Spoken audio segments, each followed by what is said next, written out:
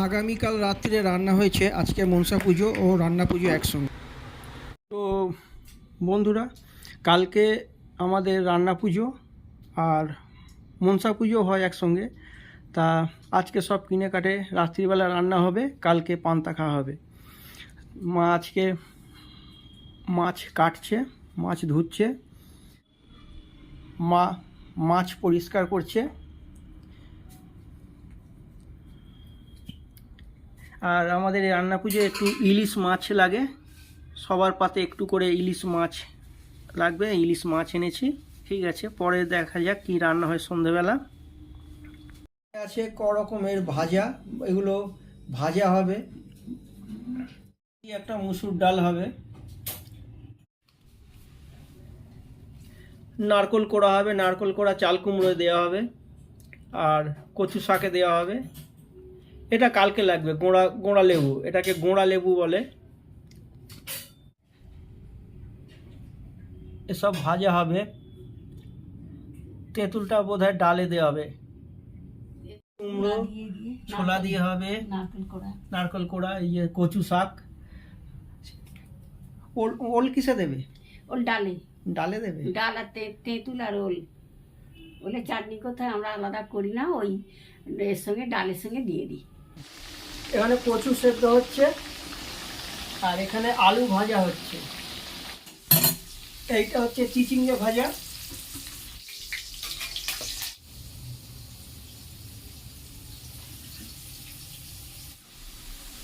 এটা কি চালটা দিলে? হ্যাঁ, চালটা দিলাম, তেঁতুল দিলাম, এটা আমরা ওল দিয়ে দিলাম।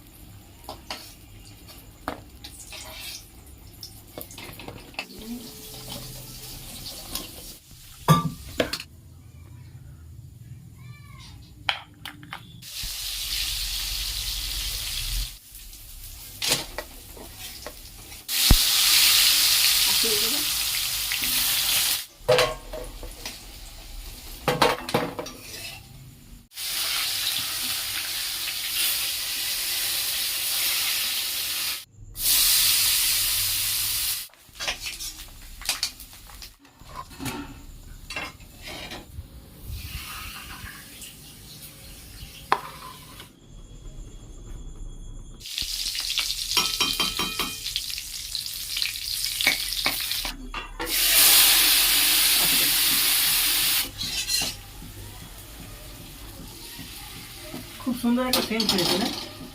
খুব সুন্দর।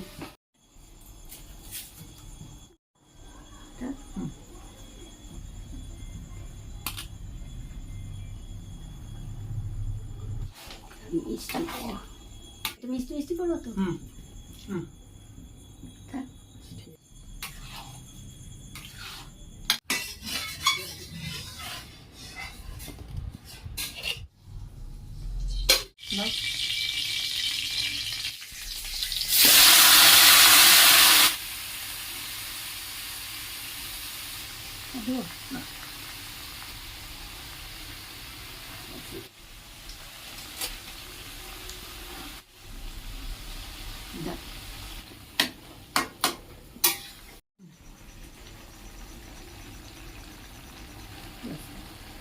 এই যে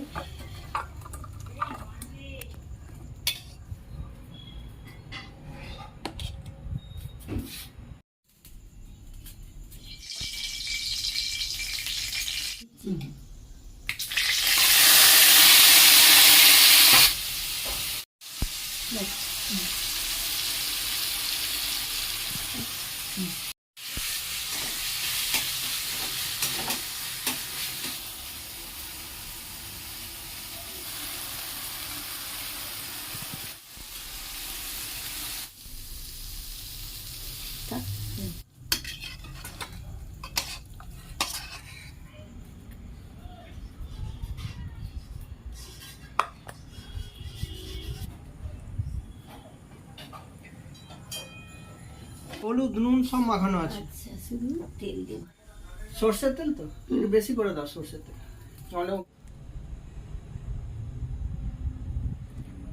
এই রান্না পুজোর রান্নাটা এমনই, এতে কোনো পেঁয়াজ রসুন কিছু চলে না। এতে সর্ষে, হ্যাঁ, গুড়, জিরে, হলুদ গুঁড়ো, জিরে গুঁড়ো, ধনে গুঁড়ো এসব চলে। হ্যাঁ, আর হচ্ছে আপনার তেজপাতা, শুকনো লঙ্কা এইসব দিয়ে রান্না হয়। কিন্তু ইলিশ মাছটা হয়, ইলিশ মাছ ভাজা হয়। এইটা কি